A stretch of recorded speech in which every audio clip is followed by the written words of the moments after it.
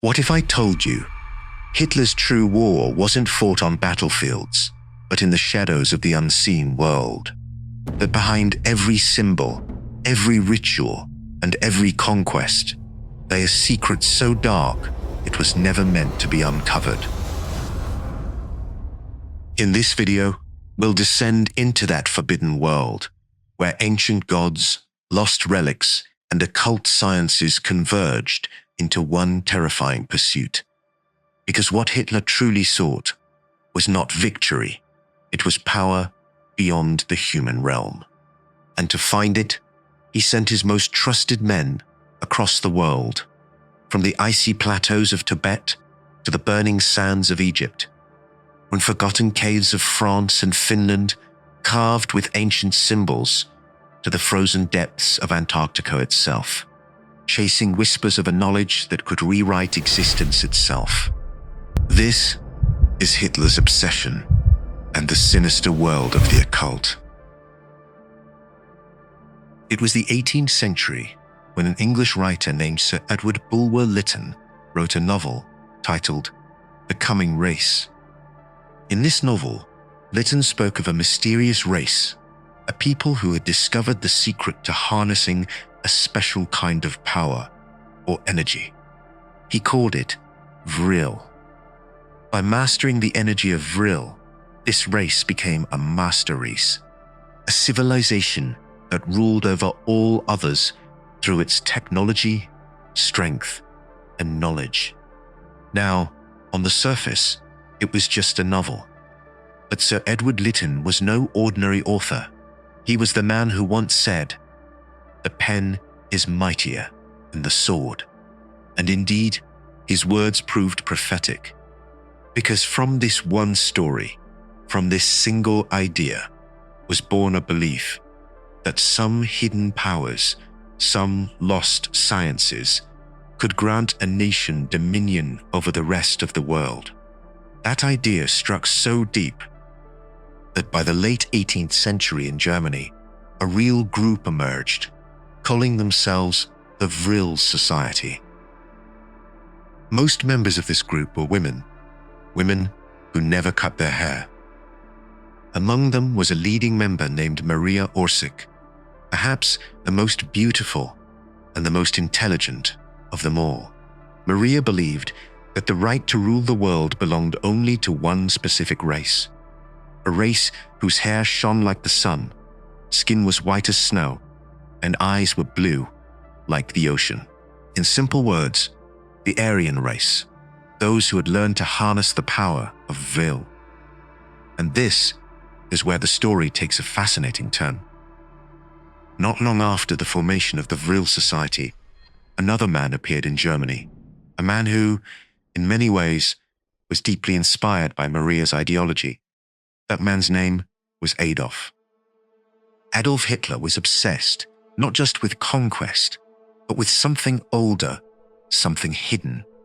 He was convinced that a forgotten force once shaped the destiny of mankind, a power as ancient as creation itself. To him, this power had a name: Vril. Hitler's fascination with the occult wasn't just curiosity, it was an obsession bordering on madness. He truly believed that somewhere, buried beneath ice and time, lay the remnants of a lost civilization, a race that once lived near the North Pole, guardians of secret knowledge and unimaginable science. According to him, these beings had mastered medicine, agriculture, and even the art of war, far beyond anything modern man could imagine. But their island, their shining kingdom of knowledge, slowly sank beneath the rising seas. The survivors scattered, drifting southward through the ages, until they reached the lands we now call Europe.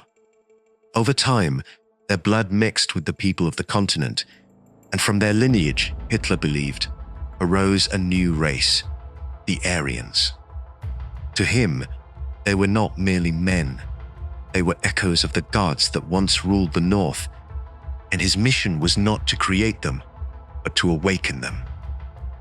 Hitler believed that when the islands of the Aryans had sunk beneath the waves, Their people had carried their ancient knowledge with them to Europe.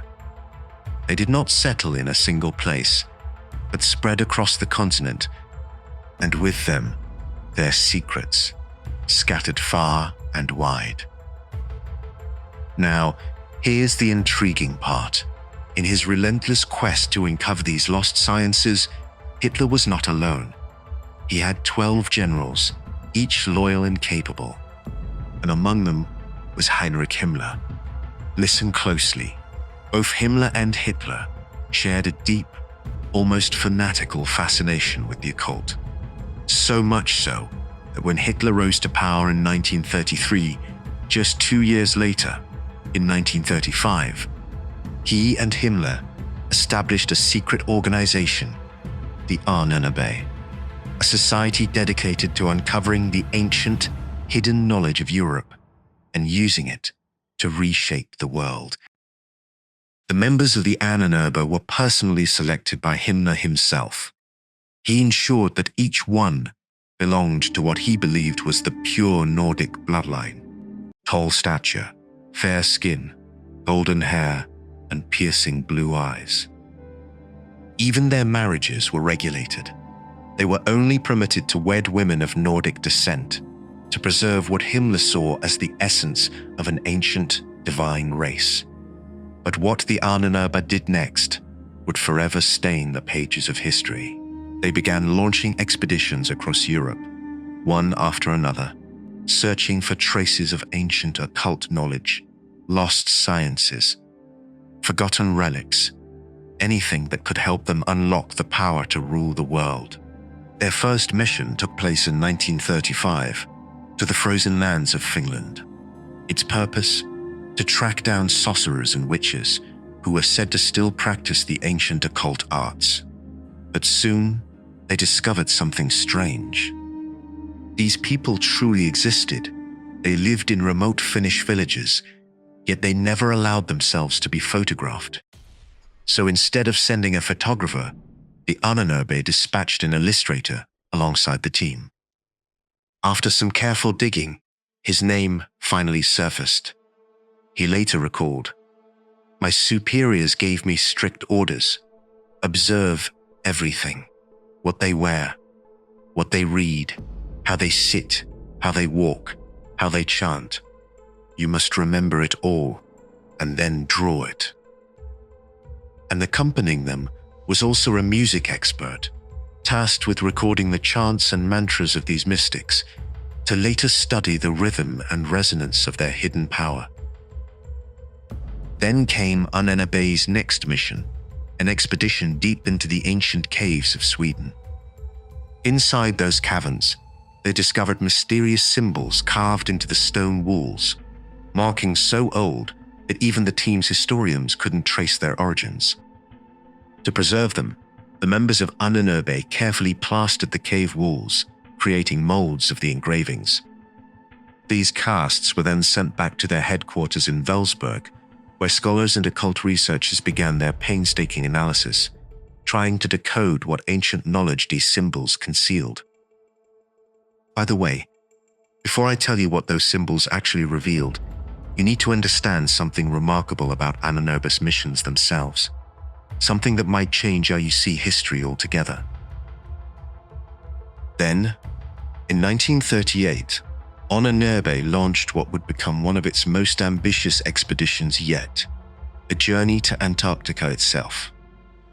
Their objective was simple, and yet utterly extraordinary: to uncover whether ancient knowledge still lay hidden beneath the frozen continent, whether the ice concealed the remnants of a forgotten civilization, the same one Hitler believed had once ruled the North.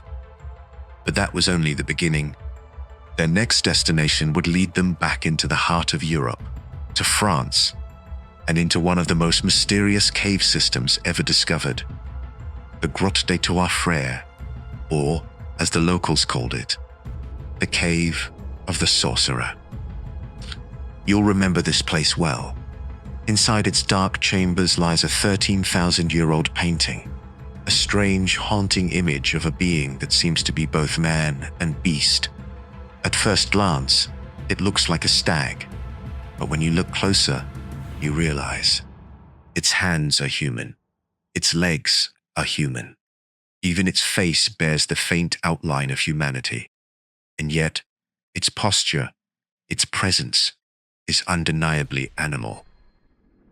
What did the people of that age see? What being inspired them to paint such a figure so long ago? To answer that question, Ahnenerbe sent an entire team into that cave, determined to uncover whatever hidden knowledge those walls might still guard, knowledge that, if found, would belong and only belong to the Ahnenerbe. They even ventured as far as Kermanshah, a province deep within Iran, to a mountain known as Mount Behistun, which translates to the place of the gods. High upon its cliffs, King Darius the Great had once carved inscriptions in 3 ancient languages, a message meant to echo through eternity. The Ahnenerbe team reached the mountain, but the inscriptions were carved so high above ground that no man could climb to them safely. So, they devised a plan that was far ahead of its time. They attached cameras to balloons, hoping to lift them up and photograph the carvings from above. It was, in a sense, an early attempt at creating a drone. But before their mission could be completed, World War II erupted, and the team was forced to abandon the expedition. Now remember, earlier I told you about their mission to the caves of Sweden. You might recall, in the Tesla's Mystery episode, I spoke in detail about the Vikings, those fierce seafaring warriors of the north, who, over 1,000 years ago, set sail from Sweden, Norway, and Denmark. Among them once traveled an Arab explorer, Ahmad ibn Fadlan, who wrote of their strange rituals and gods. And I told you then, there was a reason I was sharing all that in such detail.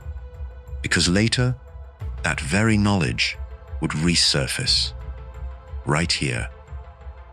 In 1986, Sweden's Uppsala University began a project called the Rune Data Project, a deep study of Viking inscriptions and symbols carved into stones, forests, and cave walls by those ancient Germanic tribes and their ancestors.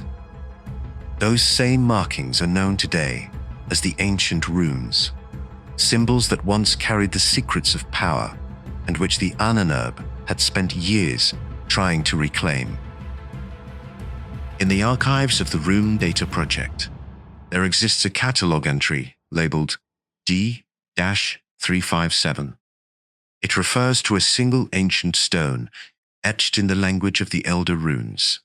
Upon it, scholars found what can only be described as a ritual incantation.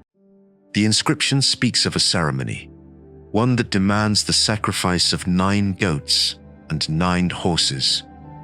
And with each offering, it says, the 9 worlds of the sacred tree Yggdrasil shall open. Now, did you notice something? 2 things, in fact. First, the number 9 repeats again and again. 9 goats, 9 horses, 9 realms. This isn't coincidence, it's numerology. And second, it speaks of gateways, of worlds opening.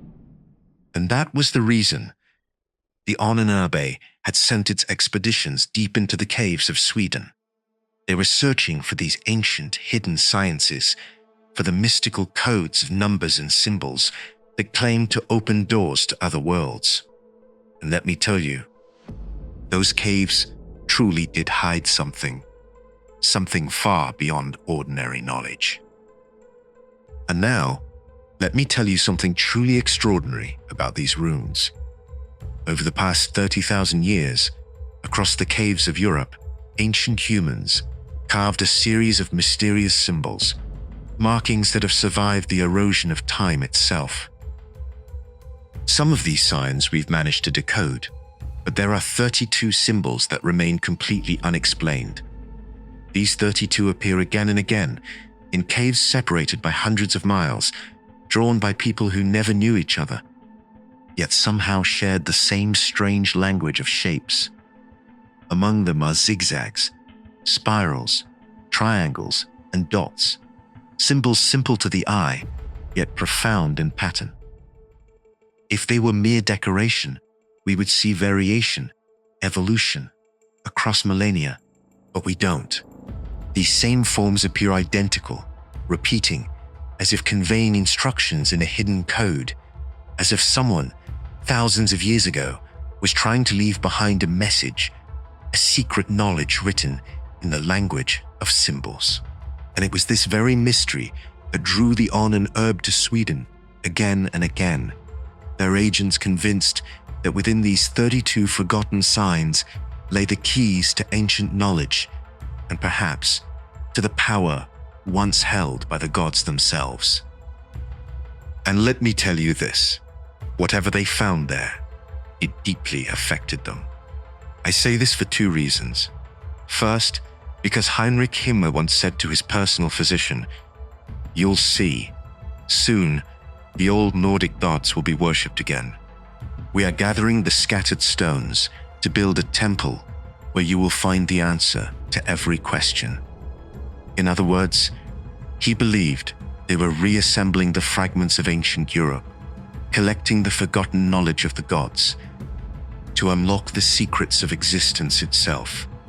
And the second reason, I'll tell you that at the end of this episode. But here's the fascinating part.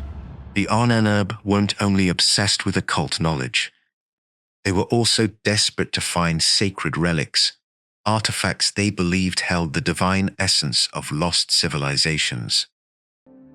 For instance, in 1939, the Ahnenerbe launched an expedition to Poland with one mission: to gather ancient artifacts and transport them back to Germany. Their greatest interest lay in a sacred relic housed within a church in Krakow, a massive wooden door from the 14th century known as the Weitstoss altar. This door wasn't just art, it was a masterpiece carved with intricate scenes from the lives of Jesus Christ and the Virgin Mary. But to the Ahnenerbe, it was more than a religious artifact. They believed its creators had encoded deep secrets within its carvings, hidden knowledge waiting to be unlocked. And when the Germans invaded Poland, the Polish people knew exactly what the Nazis were after. So the very first thing they did was dismantle the door into 32 separate pieces, hiding each piece across different parts of Poland. But the Germans, obsessed and relentless, tracked down every single fragment, piece by piece, until finally, the entire altar was recovered.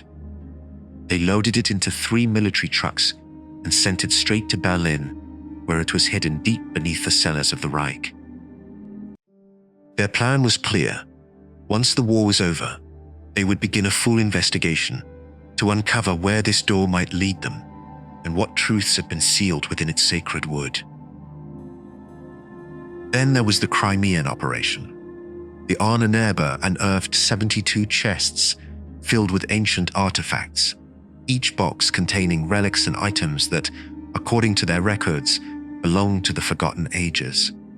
Some of those chests were sent directly to Berlin, while others were hidden away in local warehouses, their contents never documented, never seen again.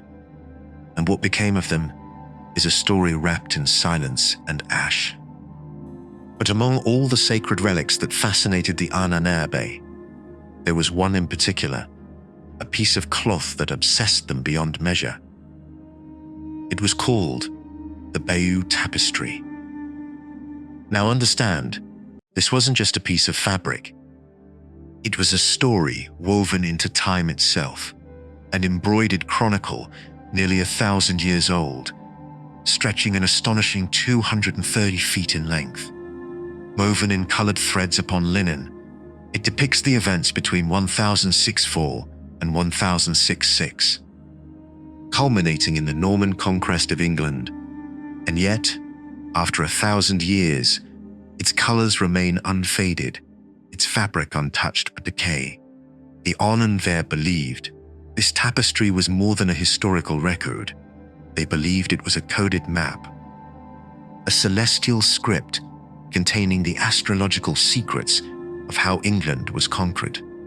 One particular detail gripped their attention: a comet stitched above the battle scene, a blazing star in the heavens, which they believed symbolized a cosmic alignment of power and fate. But their obsession didn't stop there. Among the many missions they sent across the world, one expedition wandered endlessly, searching for the Ark of the Covenant, known in the Quran as Tabuti Sakina, because they knew, as every scholar of faith does, that when the children of Israel carried the Ark into battle, no army could defeat them. And the Ahnenerbe believed, if they could find it, the same divine power that once guarded prophets would now guard the Rife. During my research on the Ahnenerbe, I came across something unusual. Documents mentioning one of their lesser-known members, a man named Ergo from Gronhagen. His assignment was unlike the others. While most searched for relics or ancient temples, he wandered through the frozen forests of Finland, looking for symbols carved into old wooden totems, marks of a wisdom that predated history itself. He wrote once, "We study not just the stones and relics, but even the songs of the old ones. For within the verses of forgotten poems might lie the missing pieces of the puzzle." And here's the part that truly amazed me. On Hitler's 50th birthday, the Ahnenerbe presented him with a book, bound in leather, sealed with silver clasps. No one knows what was written inside it, but the whispers say it contained the sum of everything they had discovered: rituals, runes, and secrets too dangerous to ever be spoken aloud. But after all those expeditions, after scouring the world for relics and forbidden truths, the question remains, what did the Ahnenerbe actually find? The truth is, you won't find that answer in any book, because before their research could be completed, the world itself caught fire. World War II erupted.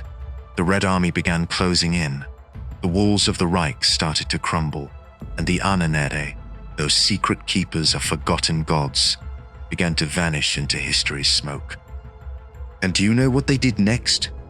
When the war began to collapse around them, when Berlin trembled and the echoes of defeat grew louder, the Ahnenerbe made a decision that even today sends shivers down the spine. They burned everything. Their warehouses filled with crates of ancient relics, their research centers holding nearly 90% of their findings, all of it gone by their own hands. They set fire to their own legacy, terrified that their discoveries, their forbidden knowledge, might fall into someone else's grasp. Just imagine that for a moment. Can we even comprehend what kind of knowledge would be so powerful, so incomprehensible, that its own seekers would rather destroy it than let the world see it? And remember, they had only used a fraction of that knowledge, just a tiny fragment of what they had unearthed. And yet, look at what they managed to achieve with even that. Let me give you just one example. The German army, in the final years of the war, began channeling ancient knowledge into something entirely new. A secret weapons program, an elite series they called Wunderwaffen, the wonder weapons. Weapons beyond comparison, beyond imagination. Among them was one that would change the course of human history, the V-2 rocket. It became the first man-made object powerful enough to cross the Kármán line, that invisible boundary where our sky ends and space begins. For the first time, humanity had touched the edge of the heavens. Even today, you can see the echoes of that brilliance, German engineering that seems decades ahead of its time, as if still guided by those same forgotten principles, once studied by the secret order known as Ahnenerbe. Historians call it a mystery, how Germany's technology advanced so far, so fast. But perhaps it isn't a mystery anymore. Because the Americans knew. That's why after the war, they launched a covert operation, Operation Paperclip. Under this program, any scientist who had worked with the Ahnenerbe or the Wunderwaffen project was offered a deal. Come to America, work for us, and you'll be granted full pardon. And so, one by one, 1,600 German scientists, engineers, and technicians were quietly brought to the United States, given new names, new homes, and a new purpose. But the knowledge they carried with them wasn't new at all. It was ancient, as old as the symbols carved into stone, as old as the myths that whisper of men who once spoke to the gods. And then, look what happened next. Within just 24 years, American technology leapt from the depths of the ocean to the vast silence of outer space. It was as if someone or something had handed them a map to the future. But here's the part most people never notice. If you learn to see occult knowledge, really see it, you'll start to recognize its fingerprints everywhere in that legacy. Take, for instance, the emblem of the German elite corps, the Schutzstaffel, or SS. To the ordinary eye, it's simply two sharp letters, stylized S's. But to those who understand the hidden language of symbols, those are not letters at all. Now, they are runes, ancient signs once carved into stone by the Nordic tribes, and the one used by the SS was known as the Sig rune, the rune of victory, of power, and, in older lore, of the lightning that connects heaven to earth. So while the world saw soldiers and empires, the initiates saw something else entirely. A ritual of symbols, a return of the old magic, disguised in the language of war. Now, the symbol of Sig rune was one of the ancient runes. It belonged to a set of mystical symbols once used by the priest kings of the Aryans to record their hidden knowledge. In academic research, these are called the Ahnenerbe runes. Now listen carefully, because this part is deeply spiritual. The language of those priest kings had vanished thousands of years ago, and to the man in Austria, an occult mystic named Guido von List claimed to have rediscovered it. During one of his occult practices, Guido suddenly went blind and remained that way for 11 months. But in that darkness, he began to see, again and again, visions of these ancient runes from a forgotten age. He memorized them all. And when his sight returned, he immediately drew 18 symbols, declaring them to be the lost runes of the Aryan priest kings, the language of the secret sciences. Among those symbols was one that would later become the insignia of the most powerful intelligence organization in history, the Sig rune. At Wielsberg Castle, the former headquarters of the SS, the main hall bears a haunting symbol on its floor, a black sun formed by 12 Sig runes. 12, the same number as Hitler's generals, a number he chose with deliberate precision. Because if you notice, even Jesus, peace be upon him, was surrounded by 12 disciples. Imagine that, within what was perhaps the most powerful intelligence organization in history, occult symbols were woven into its very architecture. And the most striking of them all, have you ever looked closely at their flag?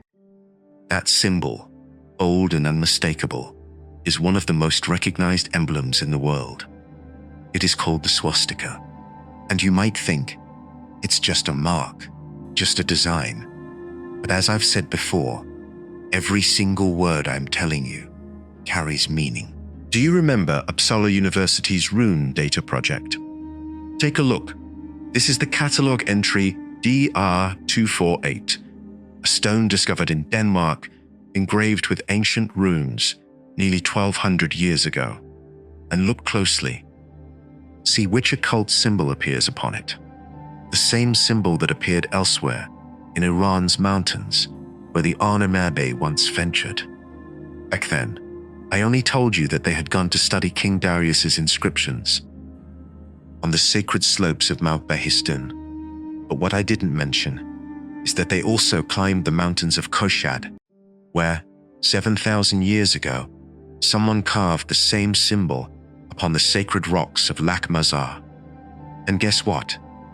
That very same symbol was later found in the mystical peaks of Gagam, etched into stone 8,000 years ago. The symbol? The swastika. In Babylon, modern-day Iraq, archaeologists uncovered a 4,000-year-old vessel known as the Sumerian Bowl, which the Ahnenerbe secretly took to Berlin. It still rests in a museum there, and at its very center lies the swastika once again.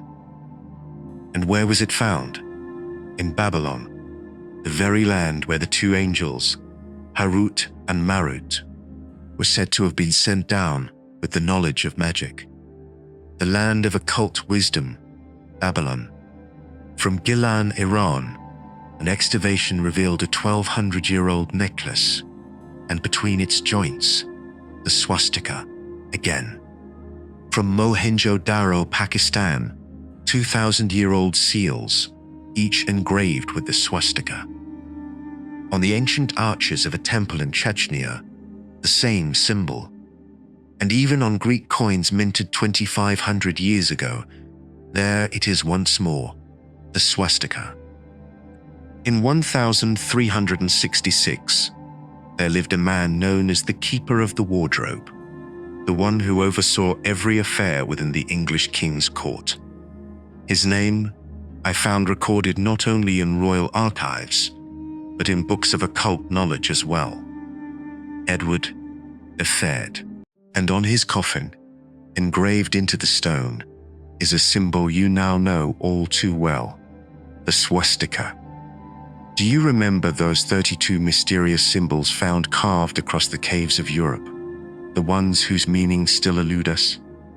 Look closely again, and tell me, how is it that these ancient occult markings, etched thousands of years ago into rocks, mountains, and sacred forests, appear once more as the emblems of the most powerful army and the most feared intelligence agency of the 20th century? And not just on their flags, but everywhere, on their party badges, within the claws of their golden eagle, even on the front page of their newspaper, Der Deutsche Volksbeobachter. But don't just look at the swastika itself, look at where it's placed, inside a pyramid, with an eye hovering above it. And tell me, what do the pyramid and the all-seeing eye truly symbolize? I think, by now, you already know. Even the helmets worn by German soldiers in World War I bore the same ancient, haunting marks. This symbol was more secret than all the others. Whenever a meeting of the elite officers of the German army took place, and when he himself, at times, attended in person, a strange and mysterious sign was hung at the door of the building. Its meaning was clear. Tonight, he is here in person. And what was the mark of his presence? An occult symbol, ancient, enigmatic, and so powerful that even after centuries, its influence can still be felt. I could tell you for hours about these symbols, these secret marks, and the mysteries that hide behind them. And perhaps you would listen for hours too. But today, whether it is Ilm al-Nujum, astrology, Ilm al-Huruf, the science of letters, Ilm al-Adad, numerology, or Ilm al-Alamat, symbology, the very symbols you've seen with your own eyes today, These sciences have existed for thousands of years. And after years of research, I have come to one conclusion. Yes, it's true. Through these ancient sciences, you can achieve much more than you can imagine. Everything that books like Shams al-Ma'arif promise you. They say, I will teach you how to disappear from the eyes of men, and I will grant you such power that those who stand before you will become helpless and reveal the secrets hidden within their hearts. I will grant you the power to see the worlds that remain hidden from human eyes. I will give you the secrets that make men soar through the air. I will reveal the words that summon gold before you each day. And I will teach you the methods that make wild beasts bow helplessly at your feet. And now you've seen how these books truly teach such knowledge. But to learn these sciences is perhaps the most dangerous act in this world, because you never know when the path of spirituality ends and the road to darkness begins. That is why I have placed all of these under the name occult, a word that means hidden, veiled, forbidden, knowledge whose boundaries are so blurred that one cannot tell when he has stepped beyond faith and entered the realm of sorcery. And that is why I have given you such detailed insight into the world of the occult, so that whenever you encounter these sciences, you may instantly recognize them, turn away, and protect yourself. In the next episode, I will take you deep into the most forbidden book of occult knowledge ever written, a book whispered about in every secret circle, feared by many, and sought by those who dare to look beyond the veil. Shams al-Ma'arif will explore its hidden pages, its ancient invocations, and the mysteries that have haunted seekers for centuries. Until then, if this journey stirred something within you, share the story, like the video, and subscribe to Beyond the Known so you don't miss what comes next.